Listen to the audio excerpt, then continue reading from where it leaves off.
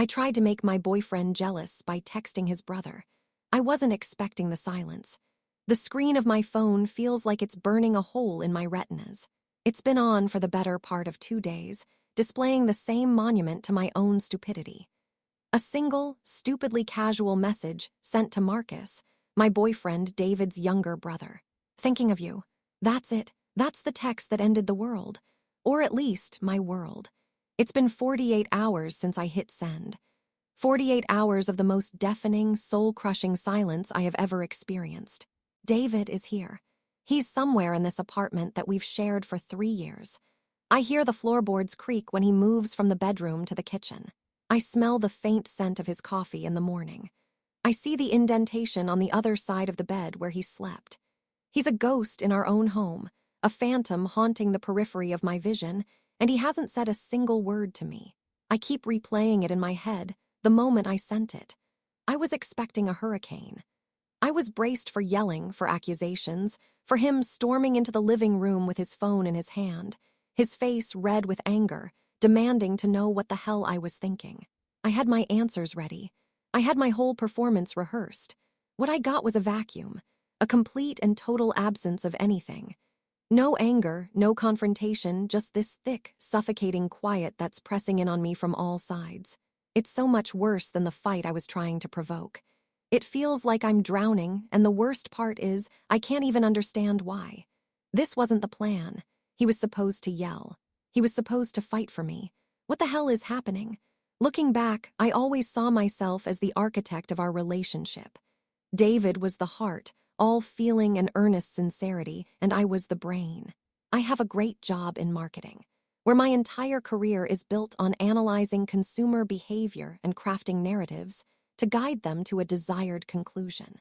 I foolishly, fatally, applied the same methodology to my partner. Our relationship wasn't a partnership of equals in my mind. It was a complex, fascinating puzzle, and David was the most intricate part of it. I loved him, of course, but I also loved the game. I loved predicting his moods, navigating his occasional insecurities, and steering us back from the brink of any argument with what I thought was masterful precision. A few months ago, we were planning a trip.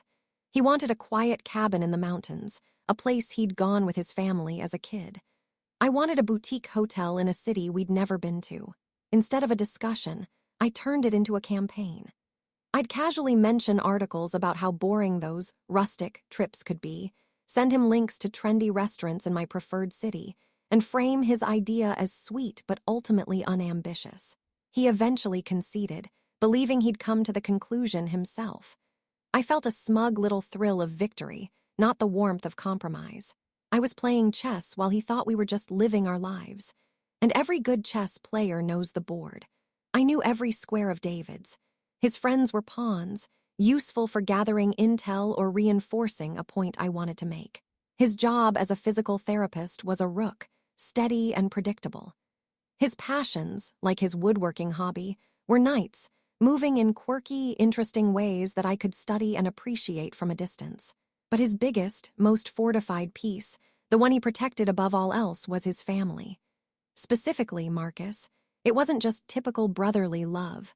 It was a bond forged in the wreckage of their parents' absolutely brutal divorce.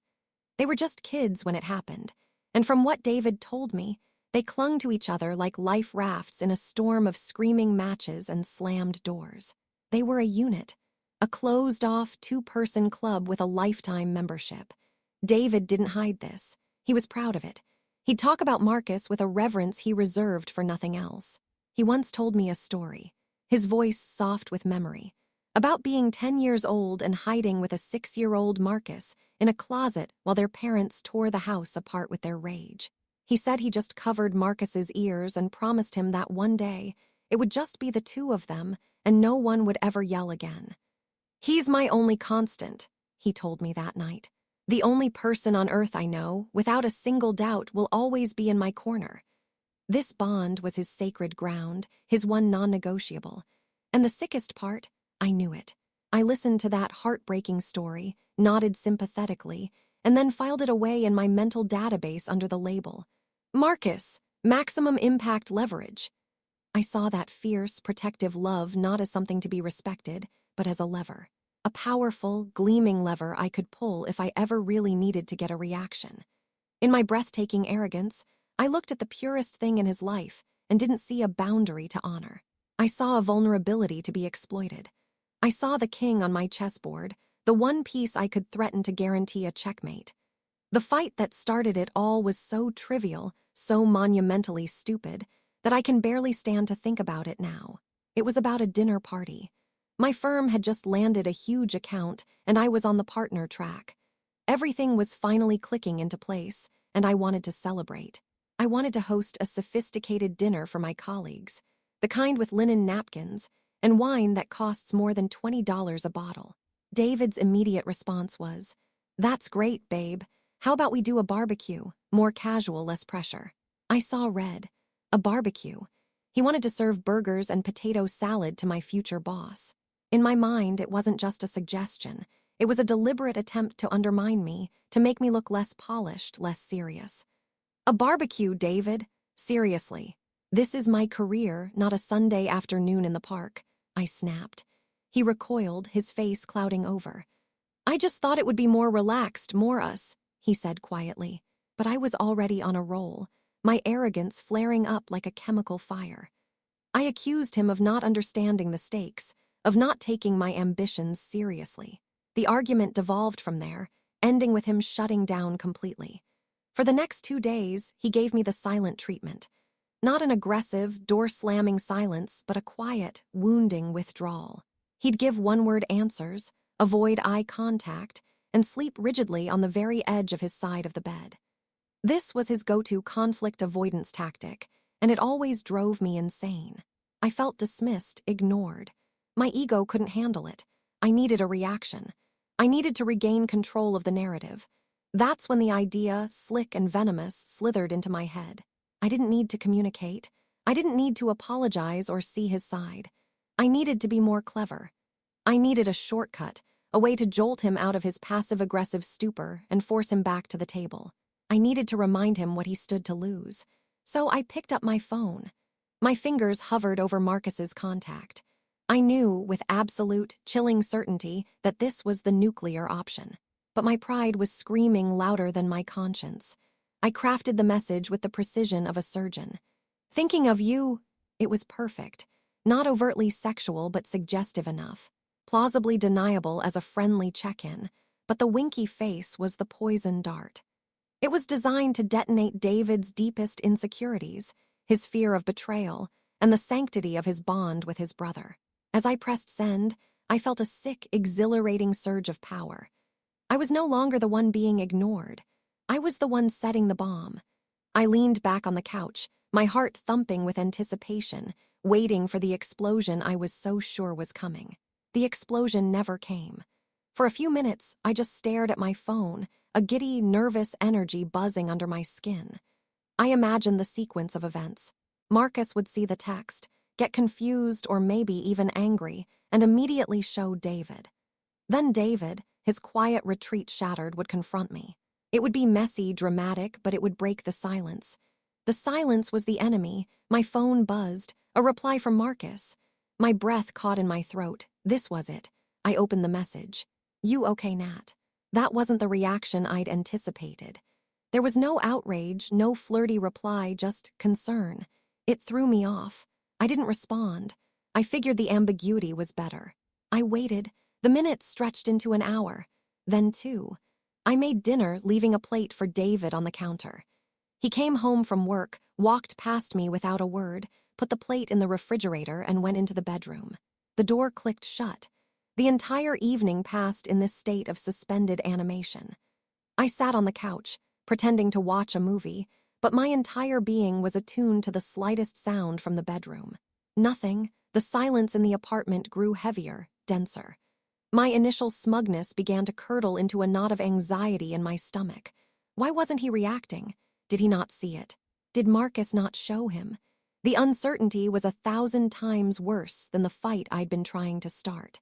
The next day was a masterclass in psychological torture. He got up, got ready for work, and left, all without acknowledging my existence.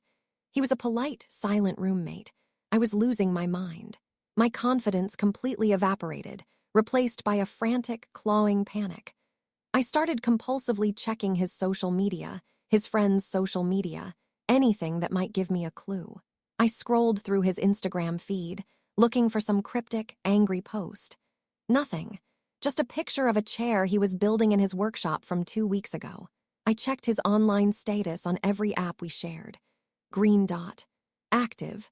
Just not for me. The calculated power move had backfired spectacularly, leaving me powerless and utterly alone in a room with the man I lived with. On the third night of the silence, I broke. I couldn't take it anymore. He was in the kitchen, calmly making a sandwich, moving with an economy of motion that felt alien and unnerving. The meticulous way he spread the mustard on the bread felt like an insult. I finally cracked, the words tumbling out of me in a desperate, pathetic rush. "David, can you just please say something? Yell at me, scream at me, I don't care. Just stop this. Just talk to me." He finished making his sandwich. He placed the knife neatly in the sink. Then he turned to face me, and his expression stopped my heart. It wasn't anger. It wasn't rage or fury or any of the emotions I had prepared for. It was a profound, hollowed-out disappointment. It was the look you'd give a stranger who had let you down, not the love of your life. It was a look of finality. "Okay," he said, his voice level and devoid of any emotion. "Let's talk." He picked up his phone from the counter, unlocked it, and placed it gently on the kitchen island in front of me. He didn't shove it in my face. He presented it like evidence at a trial. On the screen was his text conversation with Marcus. My message was at the top. "Thinking of you." And right below it, sent less than 60 seconds later, was a screenshot of that same message. Marcus had sent it directly to David. Beneath the screenshot was a single line from his brother. "What is this? Are you guys fighting or something?" I stared at the screen, the blood draining from my face. I saw David's reply to his brother, typed out a few minutes after that. "Yeah, don't worry about it. I'll handle it." My entire strategy, my clever, manipulative game, had been exposed and dismantled in less than a minute by a simple act of loyalty. They hadn't fought. Marcus hadn't been tempted or intrigued. He had seen a threat to his brother and had immediately, instinctively, shut it down. David looked at me, his eyes searching mine for something, and I think in that moment he found nothing he recognized. "I told you, Natalie," he said, and the quietness of his voice was more devastating than any shout. "I told you that my family was the one thing, the one line. You can criticize my job, you can hate my hobbies, you can think my plans are stupid. We can argue about all of it. But you don't get to use my brother as a weapon to hurt me." He paused, taking a slow breath. "This isn't a game. It was never a game to me, and I'm just now realizing it always was to you." He picked up his sandwich, looked at me one last time, and the words that came next were delivered like a verdict. "We're done. I can't do this anymore." The finality in his voice was absolute. There was no room for negotiation. My world, which had felt so solidly under my control just 72 hours earlier, fractured into a million pieces. The moment he said, "We're done," a dam of panic and regret burst inside me. "No, David, wait," I pleaded, my voice cracking. "It was a mistake, a stupid, horrible mistake. I wasn't thinking. I was just angry and I wanted you to talk to me." He just shook his head, a slow, sad motion. "That's the problem, Natalie. You were thinking, you're always thinking. You knew exactly what you were doing. You knew that was the one thing that would cut the deepest." He started moving then, with a calm, methodical purpose that terrified me. He went into the bedroom and came out with a duffel bag. He wasn't throwing things around in a rage. He was packing with the efficiency of someone who had already made the decision days ago. Toothbrush, a few changes of clothes, his laptop. I followed him, a babbling, incoherent mess of apologies and excuses. I tried to grab his arm, but he moved away, not flinching, just evading. It was like trying to catch smoke. Within 15 minutes, he was at the door. He had his keys in his hand. "I'll arrange to get the rest of my things later in the week," he said, his tone as neutral as a stranger's. And then he was gone. The door clicked shut, and the silence that rushed back in was no longer just an absence of sound. It was a physical presence, a heavy, suffocating entity that was proof of my failure. I completely fell apart. For hours, I just sat on the floor, replaying his words, staring at the text exchange on my phone, which I'd compulsively screenshotted before he left. The next morning, numb and hollowed out, I called my best friend, Olivia. I sobbed the whole story out to her, framing it as a moment of temporary insanity, a stupid joke that went wrong. I was expecting her to comfort me, to tell me he was overreacting, that he'd cool down and come back. There was a long pause on the other end of the line. When Olivia finally spoke, her voice wasn't soft and soothing. It was laced with a kind of weary disbelief. "Nat, what in the actual hell were you thinking?" she said, her voice blunt. "You know how he is about Marcus. You've heard the stories. You didn't just cross a line, you took a running leap over it with a middle finger in the air. This wasn't a joke. This was you, trying to manipulate him by threatening the most important relationship in his life. Honestly," she sighed, and her words were the final nail in the coffin of my self-delusion. "I don't blame him. You really, really screwed this up. It's been 3 weeks. 3 weeks of living in a museum of my own making, where every object whispers his name." David was true to his word. He arranged for movers to come on a Tuesday when I was at work. I came home to an apartment that was surgically hollowed out. His books were gone from the shelves. His favorite mug was missing from the kitchen. The closet was cavernously empty on his side. He'd even taken the ugly armchair I always complained about. The space it left behind feels bigger than a house. He's blocked me everywhere. My number, WhatsApp, all social media. My emails go unanswered. I have been completely and totally excised from his life. The control I thought I had was an illusion. He simply opted out. So now I haunt the edges of his world like a ghost.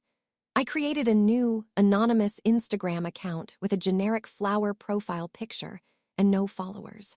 It's my private window into hell. His own account is private now, but Marcus's is still public. And that's where I live. I refresh his feed 20, 30, maybe 50 times a day. Most of it is just pictures of his dog or hiking trails. But every few days, there's a picture of David. Last week, it was a shot of them at a baseball game, both of them laughing, David holding a beer. The week before, it was a blurry selfie of the two of them on a boat. And then, yesterday, the one that finally shattered whatever was left of me. It's a photo of the two of them sitting on a dock by a lake, fishing poles in their hands, the sunset turning the water to gold. They're not even looking at the camera. They're looking at each other, sharing some private joke. The caption Marcus wrote was simple. "Some things are constant." Constant. The word he used to describe his brother to me. I stared at that photo for what felt like hours, zooming in on David's face. I was desperately searching for a flicker of sadness, a shadow of heartbreak in his eyes. But there was nothing. He didn't look broken. He didn't look angry. He looked free. He looked happy. That picture is my punishment. It's the definitive proof that the bond I tried to use as a weapon was unbreakable. All I managed to do was destroy myself. I am trapped here in this self-made digital prison, endlessly scrolling, forever a spectator to the life he's rebuilding without me. A life where he is, finally, constant again.